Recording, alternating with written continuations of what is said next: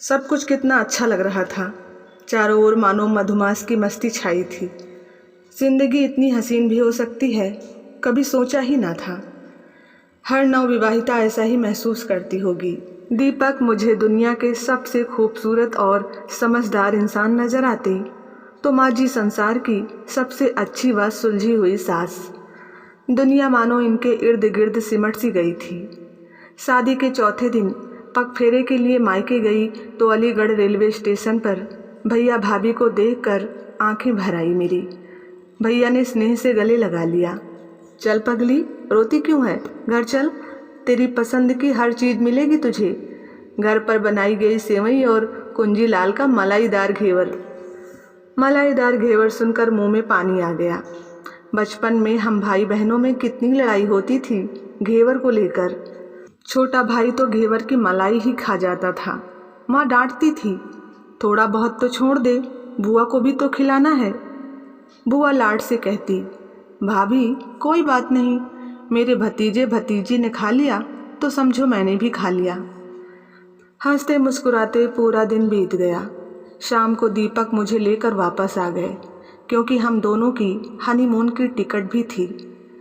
15 दिन हनीमून में ऐसे गुजर गए जैसे दिन और रात गुजरते हैं। सब कुछ बहुत अच्छा लग रहा था मुझे, एकदम सपनों जैसा। शायद हर शादीशुदा जोड़ा ऐसा ही महसूस करता होगा। खैर, हनीमून से लौटकर दीपक जब ऑफिस में व्यस्त हो गए तो मुझे ये तिलिस्म टूटता सा लगा। इकलौती लाडली नई बहू से माँ जी भी अभी घर का काम नहीं कराना चाहती थी। मैं ही जबरदस्ती हर काम में उनका हाथ बटाने का प्रयास करती थी, पर 11 बजते बजते सब काम भी समाप्त हो जाता। माँ जी अपने कमरे में आराम करने चली जाती और मैं कोई न कोई पुस्तक लेकर बैठ जाती, पर रोज़ रोज़ नई नई पुस्तक भी कहाँ से मिलती। मेरी मना स्थिति माँ जी समझ गई। रितु बेटी, तुम्हें पढ़ने का बहुत शौक़ है ना? अंबेडकर सर्किल पर एक बड़ी सेंट्रल लाइब्रेरी है, तुम उसकी सदस्य बन जाओ। तुम जब जाना चाहो जा सकती हो। घर के कामों की चिंता मत करना, वहाँ तुम पत्र पत्रिकाएं, उपन्यास आदि पढ़ सकती हो और इशू भी करवा सकती हो। मुझे उनका सुझाव बहुत पसंद आया। अगले ही दिन मैं उस लाइब्रेरी की सदस्य बन गई। लेकिन मुझे ये देखकर बहुत आश्चर्य हुआ कि बहुत कम लोग ही वहाँ आते जाते थे, खासकर दिन के समय। शायद आज का कल्चर ही कुछ ऐसा हो गया है। लोगों की अच्छा साहित्य पढ़ने में रुचि ही नहीं रही, या उनके पास समय का अभाव हो गया है।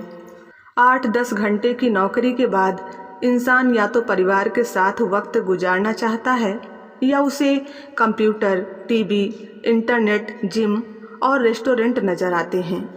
मेरे और अवधेश जी जैसे पिछड़े लोग अब कम ही बचे हैं, जिन्हें प्रतिदिन 4-5 घंटे कुछ पढ़े बिना चैन ही नहीं मिलता। ओहो, अवधेश जी से तो परिचय कराना ही भूल गई। लाइब्रेरी में आने वाले शायद वे सबसे वयोवृद्ध सदस्य थे, लेकिन लगता था उम्र उन्हें बस छू कर निकल गई है। एकदम चुस्त दुरुस्त, हमेशा हंसता मुस्कुराता चेहरा। राजनीति से लेकर मौसम, विज्ञान से लेकर मनोविज्ञान तक हर विषय पर उनकी इतनी अच्छी पकड़ थी कि किसी भी विषय पर वो घंटों बात कर सकते थे। लगभग रोज ही हमारी मुलाकात हो जाती थी। वे भी दिन के समय ही लाइब्रेरी आना पसंद करते थे। शाम का समय उनका पार्क में सैर करने का होता था। लाइब्रेरी वे पैदल ही आते थे। लौटते वक्त उनका बेटा उन्हें कार से लेने आ जाता था। वो ऑफिस से लंच के लिए घर जा रहा होता था उस समय। चूँकि दीपक ऑफिस में ही लंच लेते थे, इसलिए मुझे भी दिन में लाइब्रेरी आना ही सूट करता था। शाम को मैं डिनर की तैयारी कर दीपक का इंतज़ार करती थी। फिर माँ जी के सैर से लौटते ही मैं और दीपक कहीं घूमने निकल जाते। उस दिन मैं और अवधेश अंकल लगभग साथ ही लाइब्रेरी से बाहर निकले।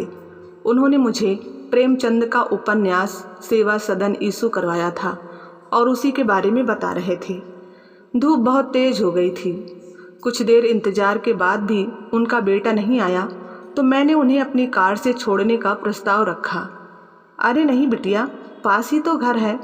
मैं तो वैसे भी पैदल ही आना जाना पसंद करता हूँ, पर सुदेश मानता ही नहीं है। कहता है इस वक्त धूप ज़्यादा हो जाती है, मैं लंच में घर आता ही हूँ, आपको भी लेता आऊँगा। ठीक ही तो कहते हैं, चलिए आज मेरे संग चलिए, इसी बहाने आपका घर भी देख लूँगी। उन्होंने अपनी दोनों बहुओं से मुझे मिलवाया। दोनों मुझसे उम्र में थोड़ी ही बड़ी थी। वे बड़े प्यार से मुझसे मिली। बड़ा बेटा ऑफिस गया हुआ था और बच्चे स्कूल। हम बातें कर ही रहे थे कि तभी सुदेश जी भी आ गए। वे मीटिंग में लेट हो गए थे। उन्होंने कोल्ड ड्रिंक का प्रस्ताव रखा, लेकिन मैं ये कहते हुए उठ खड़ी हुई कि माँ जी इंतज़ार कर रही होंगी। रास्ते में भी उन्हीं सब के बारे में सोचती रही। अपने हंसते खेलते भरे पूरे परिवार में मुझे विधुर अवधेश जी पूर्णतः संतुष्ट नजर आए।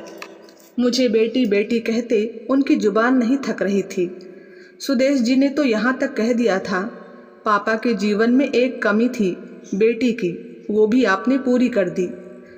पुस्तकों के संग मेरा वक्त वाकई बहुत अच्छा गुजर रहा था और इसके लिए मैं माँ जी की दिल से शुक्रगुजार थी। एक दिन मैं लाइब्रेरी की सीढ़ियाँ उतर रही थी तो नीचे कार में इंतज़ार कर रहे सुदेश जी मेरी ओर बढ़े। अंकल शायद कोई किताब इशू करवा रहे हैं, अभी आते ही होंगे, कहकर मैंने आगे बढ़ जाना चाहा, लेकिन उन्होंने मेरा रास्ता रोक लिया। मुझे आपसे कुछ ज़रूरी बात करनी थी, वे बोले। जी कहिए। मुझे थोड़ा आश्चर्य हो रहा था। यहाँ पापा के साथ कोई महिला भी होती है क्या? क्या महिला? मैं? अरे नहीं, मैं आपकी बात नहीं कर रहा, कोई पापा की उम्र की महिला। वे उनके साथ लगभग रोज़ शाम की सैर पर होती हैं। लोगों ने उन्हें घुल मिलकर बातें करते और एक आध बार आइसक्रीम खाते भी देखा है। नहीं, यहाँ तो ऐसी कोई महिला नहीं आती और अंकल के मुंह से कभी किसी का जिक्र भी नहीं सुना। अब समझ में नहीं आता कि इस उम्र में पापा को ये सब क्या सूझी है, पूछे भी तो कैसे। आप प्लीज़ उनसे इस बारे में बात करके देखिए ना, आपको तो वे बेटी की तरह मानते हैं। हाँ, पर मुझसे ये नहीं होगा, प्लीज़ ये काम आप ही कर सकती हैं, हम सभी पर बड़ा एहसान होगा आपका। पापा आ रहे हैं, अब आप जाइए। असमंजस में मैं घर लौट आई। 2 दिन ऊहापोह में बीत गए, मैं कुछ नहीं पूछ पाई। तीसरे दिन सुदेश जी ने फिर मुझे रोक लिया। मैंने असमर्थता जताई तो वे अनुनय विनय करने लगे। ठीक है, मैं कोशिश करती हूँ। अगले दिन मैंने बातों का सिरा पकड़ते हुए पूछा, अंकल आपका वक्त तो पोते पोतियों घर परिवार के साथ खूब आराम से गुजर जाता होगा ना? वैसे शाम को क्या करते हैं? शाम को पार्क में सैर करने चला जाता हूँ, बच्चों को झूलते खेलते देखता हूँ और हम उम्र साथी भी मिल जाते हैं। उनके संग बातों में कब समय गुजर जाता है पता ही नहीं चलता। एक हम उम्र महिला तो लगभग रोज़ ही मिल जाती हैं। अच्छा, क्या बातें होती हैं उनसे? मैंने उत्सुकता से पूछा। आखिर मैंने सिरा खोज ही निकाला था। मेरी सफलता का उत्साह मेरी आवाज़ से छलक पड़ रहा था। अरे तुम तो ऐसे खुश हो रही हो जैसे हम कोई डेट पर मिलते हैं। अब कोई प्यार मोहब्बत की बातें तो करते नहीं, बस जनरल बातें होती हैं जो इस उम्र के लोग करते हैं। वो अपने घुटनों और कमर के दर्द का जिक्र करती है तो मैं उसे कोई आयुर्वेदिक दवा सुझाता हूँ। वो मुझे डायबिटीज़ के लिए करेले का जूस, मेथी दाने का पाउडर आदि घरेलू उपाय सुझाती है। कभी हमारे ज़माने की चर्चा छिड़ जाती है, तब ये होता था वो होता था, 2 आने में इतनी शक्कर इतनी सब्जियां आ जाती थी। हम तो सब्जी रोटी के अलावा और कुछ समझते ही नहीं थे। और आज के बच्चे pizza, burger, hot dog, Manchurian जाने क्या क्या खाते हैं। कभी कपड़ों की तुलना करने लग जाते हैं तो कभी टीवी सीरियल्स पर चर्चा। ढेर सारे विषय हैं और ढेर सारी बातें। अंधेरा घिरने लगता है पर बातें ख़त्म नहीं होती। अब बातें तो बच्चों से भी होती हैं, तुमसे भी होती हैं, पर बुरा मत मानना, अपनी उम्र के लोगों से बात करके एक अजीब सा सुकून मिलता है। एक जैसी समस्याएं, एक जैसी खुशियाँ, सब कुछ शेयर करना बहुत अच्छा लगता है। ऐसा लगता है हम अकेले नहीं हैं, हम एक दूसरे के दर्द को आसानी से समझ सकते हैं। सामने वाले के पास हमारी बात को सुनने का वक्त है, वो हमें गंभीरता से ले रहा है। इस उम्र में ये एहसास ही खासा सुकून देने वाला है। अंकल थोड़ा भावुक हो गए थे तो मैंने बात समाप्त करनी चाहिए। अच्छा लगा अंकल आपके एहसास, आपके साथी के बारे में जानकर। हम बातें करते करते लाइब्रेरी से बाहर आ गए थे। तभी एक कुल्फ़ी वाला आ गया। अंकल ने उससे 2 कुल्फ़ियाँ खरीदी। एक मुझे पकड़ाई, दूसरी खुद खाने लगे। एक बार उन्हें भी मैंने ऐसे ही कुल्फ़ी खिलाई थी। फिर अगले दिन उन्होंने मुझे चाट खिलाई। मतलब कल आपको मुझे चाट खिलानी है? मैंने हंसते हुए कहा तो अंकल भी हंसी में शामिल हो गए। सुदेश जी को ये सब बातें बताते हुए मैंने एक तरह से उन्हें लताड़ ही डाला। आपको सुनी सुनाई बातों पर विश्वास है, पर अपने पिता पर नहीं।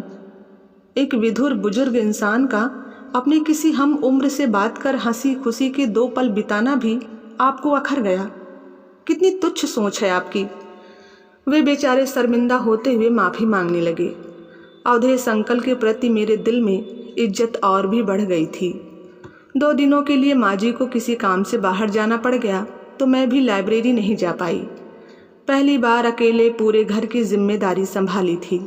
मुझे आटे दाल का भाव पता लग गया। पहली बार लगा माँ जी कैसे इस उम्र में भी सब संभाले हुए हैं। तीसरे दिन लाइब्रेरी पहुँची तो जाते ही अंकल ने घेर लिया। 2 दिन कहाँ गायब हो गई थी? इधर वो सैर वाली साथी भी नदारत है। मैं तो बोर ही हो गया था। अच्छा देखो, बुक्स का नया स्टॉक आया है। आशा पूर्णा देवी की पूरी सीरीज है। ये 2 मैंने पढ़ ली हैं, तुम ले जाओ। बहुत अच्छा लिखती हैं। पढ़ने बैठोगी तो उठने का मन ही नहीं करेगा। और सचमुच यही हुआ। शाम को माँ जी के सैर पर निकलने के बाद पुस्तक लेकर बैठी तो उठने का मन ही नहीं हुआ। वो तो मेरी खास सहेली पूनम आ गई, वरना तो पूनम ने मेरे कानों में जो खुसुर फुसुर की तो मेरे तन बदन में आग लग गई। माँ जी सैर के बहाने रोज किसी से मिलती हैं, उसके संग घंटों गुजारती हैं, खाती पीती और सैर सपाटा करती हैं। कहते हुए दुख तो बहुत हो रहा है रितु, पर तेरी खास सहेली हूँ इसलिए छुपाकर भी नहीं रख सकती। मैंने अपनी आंखों से देखा है। धीरज रख, सब ठीक हो जाएगा। दीपक जी से बात कर और स्थिति को संभाल। मेरी ज़रूरत हो तो बताना। बात हम दोनों तक ही रहेगी, मेरा तुझसे वादा है। मैंने अपने पति तक को नहीं बताया है। पूनम देर तक मुझे सांत्वना देती रही। दुख और अपमान से मेरे आंसू निकल आए थे। कहाँ कमी रह गई थी हमसे माँ जी की देख रेख में, जो आज ये सब देखना सुनना पड़ रहा है। मैं तो नौकरी भी नहीं करती, लगभग पूरा दिन ही माँ जी के साथ रहती हूँ। दीपक भी थके मांदे लौटने के बावजूद रात का खाना माँ जी के साथ बतियाते हुए ही खाते हैं। उनके कमरे में अलग से टीवी भी लगवा रखा है, जहाँ वे अपनी पसंद के प्रोग्राम देख सकें। रिश्तेदारों से भी मिलने मिलाने ले जाते रहते हैं। फिर माँ जी क्यों इस उम्र में हमें नीचा दिखाने पर तुली हुई हैं? रोज़ अवसाद, खिन्नता और नाराज़गी के मिले जुले भाव मेरे मन में उमड़ रहे थे। पूनम को विदा करके मैं वापस घर के अंदर नहीं जा पाई। गहरी सोच में डूबी वहीं पोर्च में ही चहलकदमी करती रही। मैं बेसब्री से दीपक का इंतजार कर रही थी। मन में घुमड़ता ज्वालामुखी फूटने को बेताब हो रहा था। तभी एक ऑटो आकर रुका। उसमें से एक सज्जन उतरकर अंदर बैठी महिला को सहारा देकर उतारने लगे। हल्का अंधेरा घिराया था, इसलिए कुछ साफ नजर नहीं आ रहा था। मैं तेजी से चलकर गेट तक आई। आगंतुकों से नज़र मिली तो हतप्रभ रह गई। जुबान तालू से चिपक कर रह गई थी।